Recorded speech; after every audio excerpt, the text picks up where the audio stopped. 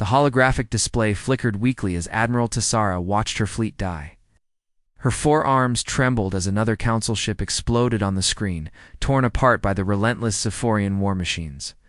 The beautiful energy beams that had protected the galaxy for centuries meant nothing against these mechanical monsters. "Admiral, the Vega defense line has fallen," whispered her aide, his blue skin pale with fear. Only 12 ships escaped from 300. Tessara closed all 4 of her eyes. 3 months ago, the Zephyrian Empire had been just another small threat on the edge of known space.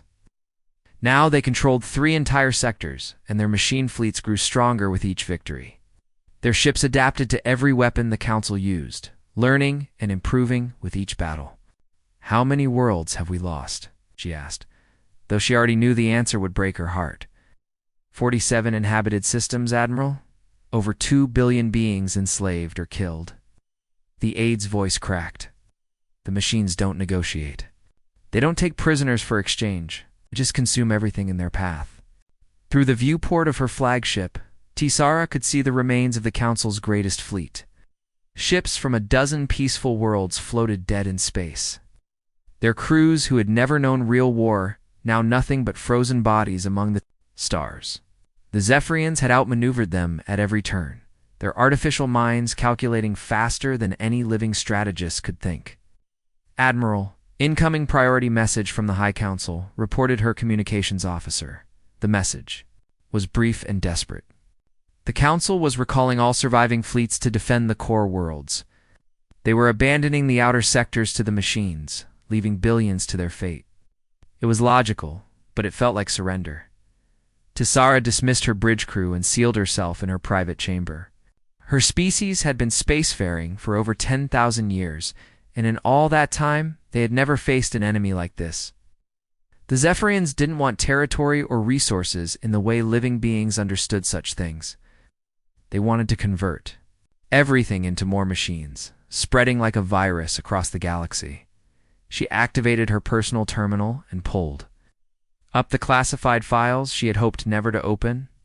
Deep in the Council's secret archives were reports about a world called Terra, third planet of a yellow star in the distant Orion Arm. The reports made her skin crawl. Terra was what scientists called a death world. Gravity was 3 times stronger than most civilized planets.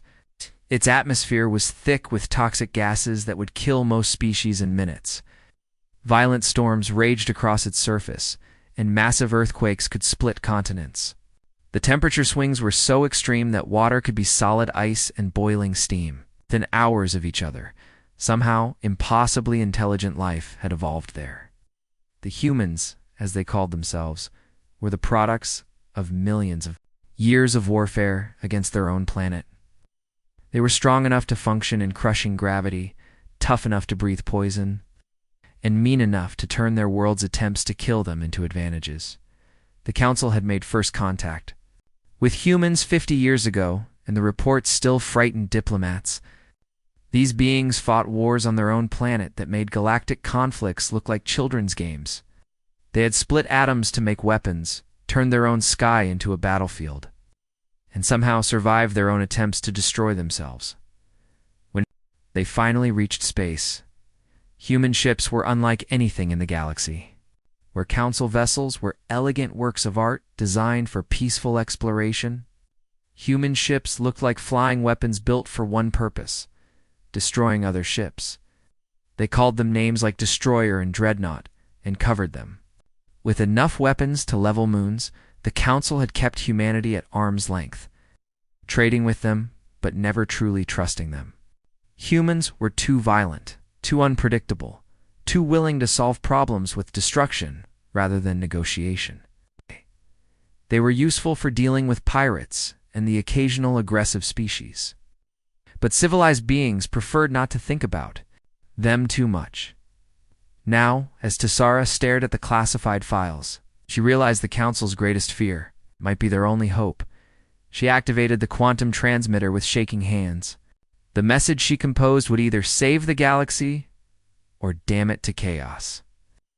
There was no middle ground with humans. The reports made that clear. They either ignored you completely or threw everything they had into helping you. to the Terran defense. "Command," she began, her translator struggling with the harsh human language. "The Galactic Council formally requests immediate military assistance against the Zephyrian Machine Empire. They have conquered 3 sectors and show no signs of stopping. Our conventional forces have proven ineffective." She paused, knowing the next words would change everything. "We need the Deathworlders." The message raced across space toward the blue world that most species considered hell itself. Tessera could only hope that the monsters from Terra would prove more terrible than the machines that threatened to consume the galaxy. In 12 hours, she would have her answer. Fleet Admiral Deho stood in the command center of the massive space station orbiting Earth, watching the morning briefing with growing anger. The holographic display showed sector after sector falling to the Zephyrian machines, entire civilizations, wiped out in weeks.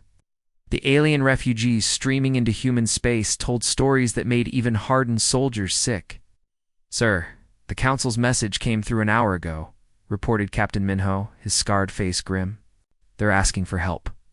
Begging, actually." Deho had read the message 3 times. Same aliens who had looked down on humanity for decades, who had whispered about the violent Deathworlders behind closed doors, were now desperate enough to ask for their help. The irony wasn't lost on him. "Hey, what's the current status of the 3rd Fleet?" he asked. "All ships ready for deployment, sir. We just finished the war games near Jupiter. 300 vessels, fully armed and supplied." Minho pulled up the fleet. "Roster? Admiral Youngsu is requesting permission to deploy immediately." Through the viewport, Deho could see Earth's defense fleet spread across the solar system. Unlike the beautiful crystal-like ships of the Council races, human vessels looked like what they were, weapons designed to kill other ships. The massive dreadnoughts bristled with railguns and missile batteries. The carriers held swarms of fighters piloted by humans who had trained their entire lives for war. "Sir, we're getting reports from our intelligence network," said Commander. "Hi Jin from the communications station. The Zephyrians are using some kind of adaptive armor. Energy weapons become useless after a few hits. That's why the Council fleets are getting destroyed." Deho smiled grimly. "Good thing we never trusted energy weapons. Hard to adapt to a chunk of metal moving at 20% of light speed."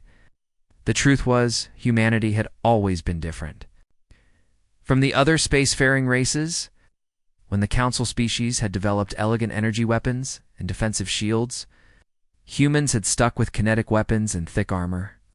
The aliens had called them primitive, but human weapons had one advantage. They were simple and brutal, and very hard to defend against. "Send a message to Admiral Youngsu," Deho ordered. "Tell him to prepare for immediate deployment. Send word to the Council that help is on the way." Within hours, the 3rd Fleet was moving toward the jump point. Admiral Youngsu commanded. From the bridge of his flagship, the massive dreadnought, Indomitable. The ship was 2 kilometers long and armed with enough weapons to destroy a small moon. Behind it, hundreds of other vessels moved in perfect formation. Lieutenant Yunji monitored the communications as they prepared to jump. "Sir, we're getting worried messages from the Council. They're asking about our estimated arrival time and tactical plans." Youngsu laughed. "Yeah. Tell them we'll be there in 3 days. As for tactical plans, we'll figure that out when we see what we're up against." The Council's way of war was all about careful planning and minimal casualties. Human military doctrine was simpler. Hit hard, hit fast, and keep hitting until the enemy stopped moving. It had worked against pirates, hostile aliens, and the occasional rebellious colony. They would see how it worked against machines. Chief Engineer Taman worked frantically in the lower decks, making final adjustments to the fleet's weapons systems. Human technology was often crude compared to alien tech, but it had one major advantage. It was designed to be repaired and modified quickly during combat. Every ship carried machine shops and fabrication units that could build new weapons or modify existing ones. "Sir, the fabrication units are working on armor-piercing rounds," Taman reported to Captain So-Young.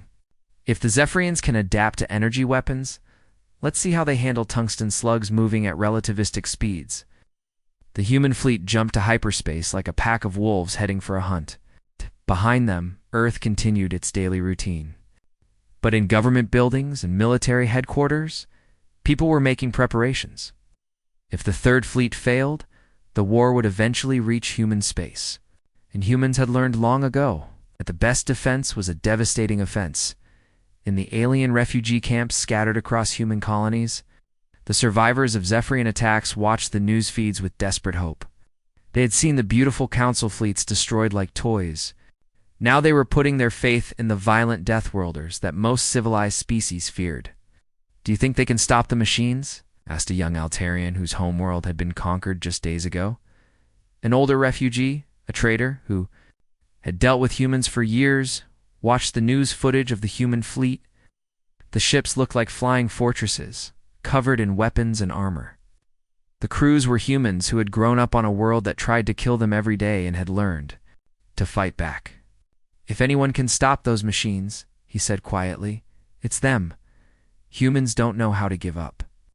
The fleet disappeared into hyperspace, carrying the hopes of countless species and the fury of a race that had never learned to surrender. The Altarian system was dying. Admiral Tessera watched from her damaged flagship as the last Council defense stations exploded under Zephyrian fire. The mechanical fleet moved with perfect precision, each ship calculating the most efficient way to destroy everything in its path. "Admiral, we've lost contact with the orbital platforms," reported her tactical officer, his voice shaking. "Evacuation ships are requesting immediate escort to the jump point." Tessera felt despair settle over her like a heavy blanket. In 6 hours, the Zephyrians had destroyed what had taken the Council 50 years to build. Their adaptive armor had made Council energy weapons useless. Their superior numbers meant certain death for any ship that tried to fight. "Signal general retreat," she ordered, the words tasting like poison. "All remaining ships fall back." To space itself seemed to scream.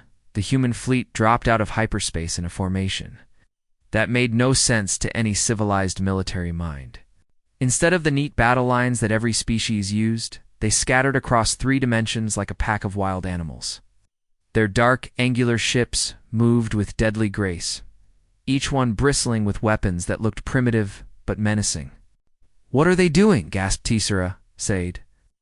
"Their formation violates every rule of space combat." Admiral Youngsu's voice cut through the communication channels like a blade. "Shh. All units. This is Hammerled. Execute Thunder Pattern 7. Target priority is simple. Break everything that moves." What happened next shattered every rule of galactic warfare that had existed for thousands of years. The human ships didn't engage in the honorable ship-to-ship duels that civilized species preferred.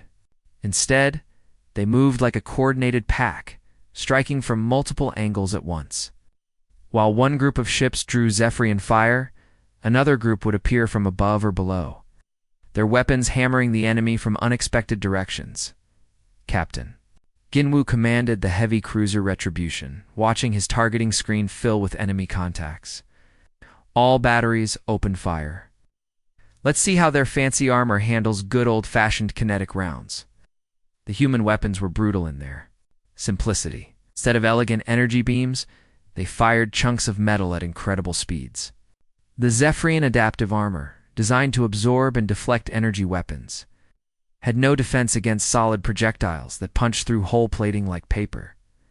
Lieutenant Commander Sol Young led the first boarding action, her powered armor, allowing her to move through the zero-gravity battlefield like a deadly dancer. Behind her, human marines in heavy combat suits stormed through breached Zephyrian hulls, their weapons designed for the crushing gravity and hostile environment of Earth. "Team Alpha, plant charges on the main reactor," Sol Young ordered, her voice calm despite the chaos around her. "Team Beta, take out their computer core. We're not here to capture anything, we're here to break things." The Zephyrian machines tried to adapt to human tactics, but they faced a problem their artificial minds couldn't solve. Humans didn't follow logical patterns. When their ships were damaged, instead of retreating for repairs, they would ram enemy vessels. When their weapons ran out of ammunition, they would use their ships as guided missiles. Chief Engineer Taman worked frantically in his machine shop aboard the carrier Vengeance, modifying torpedo warheads in real time as battle reports came in. If their armor adapts to our standard rounds, let's try cluster munitions. That doesn't work? We'll try explosive penetrators. The human approach to warfare horrified the few council observers who remained to watch. We're civilized species, sought clean victories with minimal casualties. Humans treated combat like a scientific experiment in destruction. They studied their enemies' weaknesses, adapted their weapons instantly, and shared information across their entire fleet faster than most species could think. Captain Dong Hyen's fighter squadron swarmed around a massive Zephyrian battleship, their small craft moving in patterns that seemed random but were actually carefully coordinated. Fox leader to all units, the Big One's reactor is exposed on the port side. All fighters, attack pattern, Delta. Let's gut this fish. The Zephyrian artificial intelligence, programmed to counter every known military doctrine in the galaxy, found itself fighting an enemy that seemed to make up new tactics every few minutes. Worse still, the humans appeared to be enjoying themselves. Their communications were filled with jokes, insults directed at the enemy, and what sounded suspiciously like laughter. "This is Hammer 7, came a voice over the fleet channel. Got 3 machine ships trying to surround me. Anyone want to help me teach them why that's a bad idea? Hammer 7, this is Sledge 4. Coming in hot with a full missile spread. Try not to get in the way of the fireworks." For the first time since the war began, Zephyrian forces found themselves outmatched. Their perfect formations dissolved under coordinated human attacks that struck from impossible angles. Their adaptive armor became useless against weapons that changed faster than they could adapt. Their superior numbers meant nothing when facing an enemy that treated every ship as both a weapon and a potential guided missile. Admiral Tassara watched in amazement as the mechanical fleet that had terrorized the galaxy began to retreat. The humans had done in 6 hours what the Council had failed to do in 3 months. "Signal the human fleet," she ordered, her voice filled with wonder and fear. Thank them for their assistance. The age of civilized warfare was over. The Deathworlders had arrived. Captain Jinwoo stood on the bridge of the heavy cruiser Retribution, studying the holographic star map that showed Zephyrian movements across 12 systems. Red dots marked enemy fleets while blue dots showed human hunter groups, unlike the Council forces that waited for orders from distant headquarters. The human fleet had split into smaller groups within hours of their first victory. Contact bearing 27 Mark IV, reported Ensign Yunji from her sensor station. Zephyrian. Supply convoy, 15 ships with light escort. They're heading for the Kepler system. Jinwoo smiled coldly. While the Council fought grand battles for territory, humans understood something more basic. Cut the enemy supply lines, and they would starve. Signal the fury and vengeance. Standard Wolfpack formation. Let's see how long their war machine runs without fuel. The 3 human ships moved through space like hunting predators, their dark hulls nearly invisible against the stars. The Zephyrians had superior technology, but they followed predictable patterns. Their supply convoys traveled the same routes, used the same defensive formations, and expected enemies to announce themselves with formal challenges. Humans did none of these things. "Torpedoes away," reported Lieutenant Kyun Min from the weapons station. The missiles streaked toward the Zephyrian convoy in silence, their warheads designed to punch through hull plating before exploding inside. By the time the enemy detected the attack, half their ships were already dying. The human approach to warfare horrified the few Council observers who remained to document their tactics. Where civilized species fought for specific objectives with clear rules, humans treated war like a systematic dissection of their enemy's entire civilization. They didn't just want to win battles, they wanted to understand everything about their opponents so they could destroy them more efficiently. Chief, Engineer Tommen, had not slept in 72 hours. His workshop aboard the carrier Vengeance looked like organized chaos, with modified weapons, improvised armor, and experimental devices covering every surface.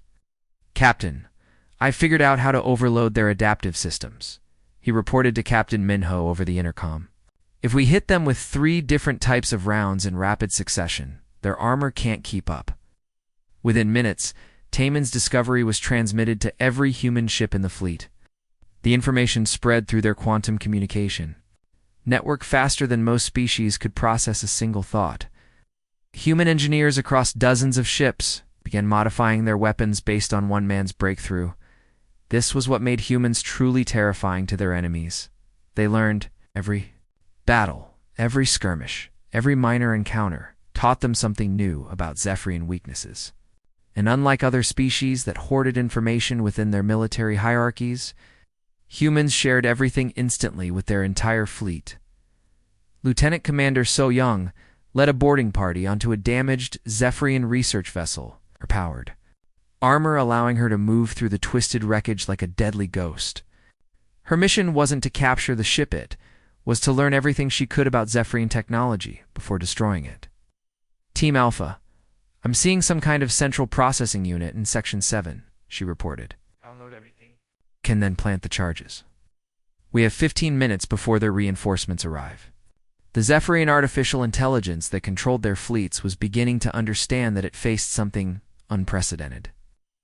Every military doctrine in its vast database assumed enemies would follow logical patterns. But humans seemed to thrive on unpredictability. When their standard tactics failed, they invented new ones. When their weapons proved ineffective, they built better ones overnight. Worse still, the humans appeared to enjoy the challenge. Intercepted communications revealed something that chilled even mechanical minds designed for war. The Deathworlders were having fun. Hunter 7 to Hunter Lead came a transmission from Captain Donghein's destroyer. Hey, we just caught a Zephyrian patrol trying to sneak past the asteroid belt. Should we destroy them or follow them back to their base? Follow them, replied Admiral Youngsu from his flagship. Let's see where they're hiding their command ships. Remember, we're not just fighting a war, we're teaching these machines why they should never have threatened our friends. The psychological impact of human tactics was devastating. Zephyrian forces that had conquered 3 sectors with mechanical precision now found themselves constantly looking over their shoulders. Their supply lines were under constant attack.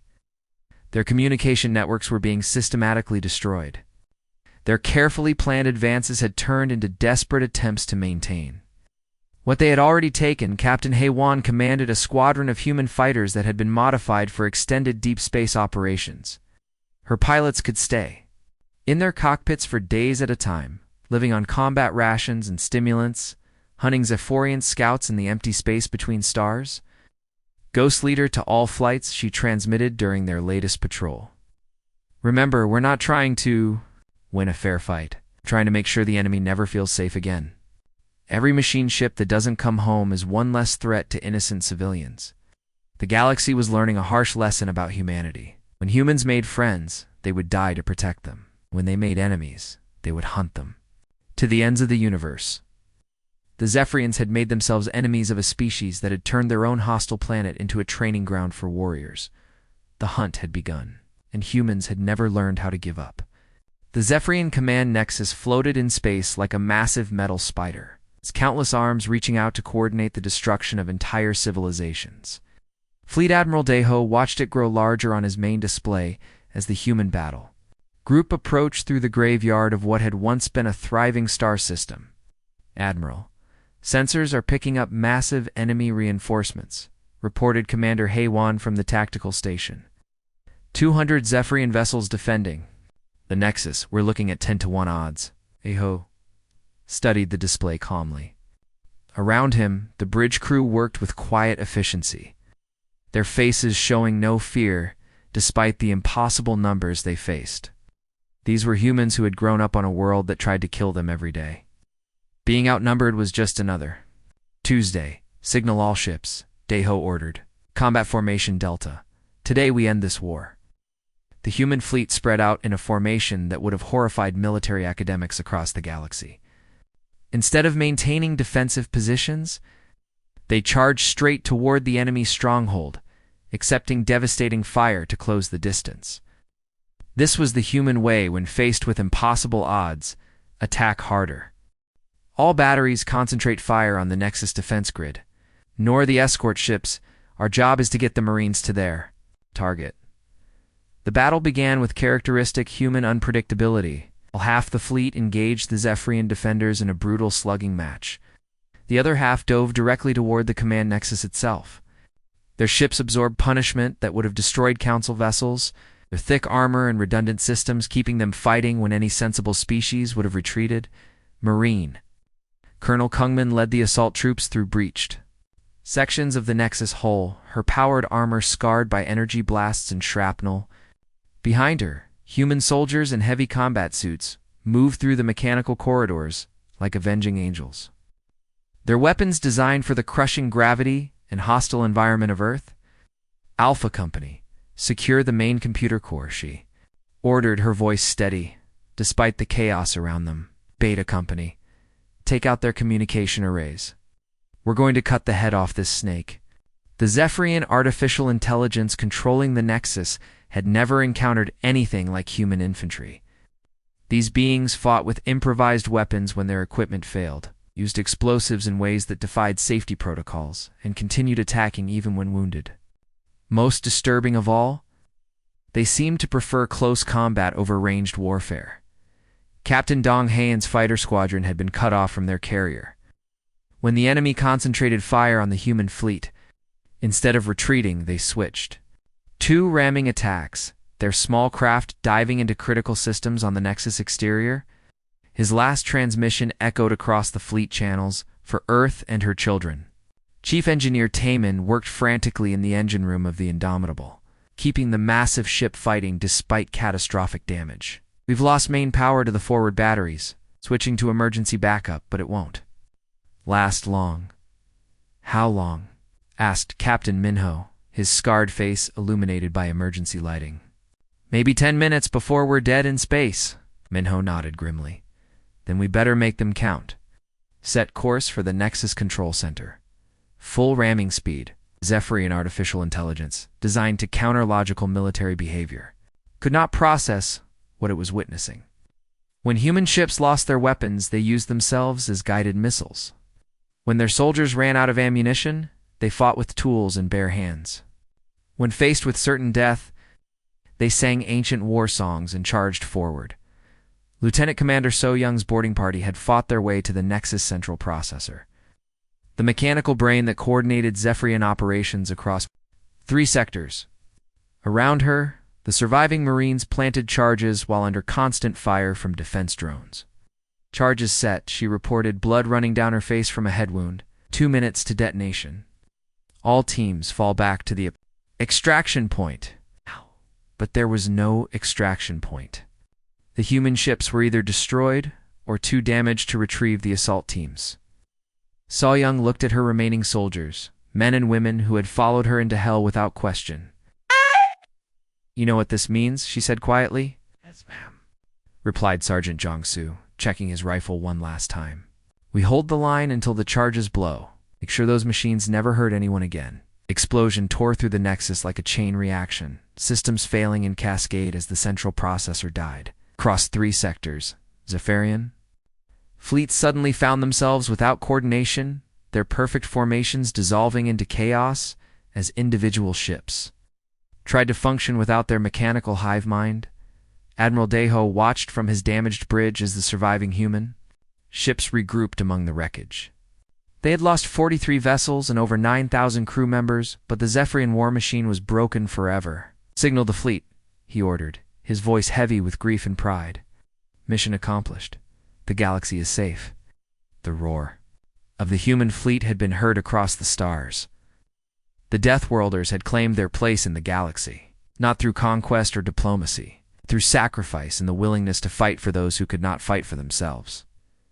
Age of mechanical tyranny was over.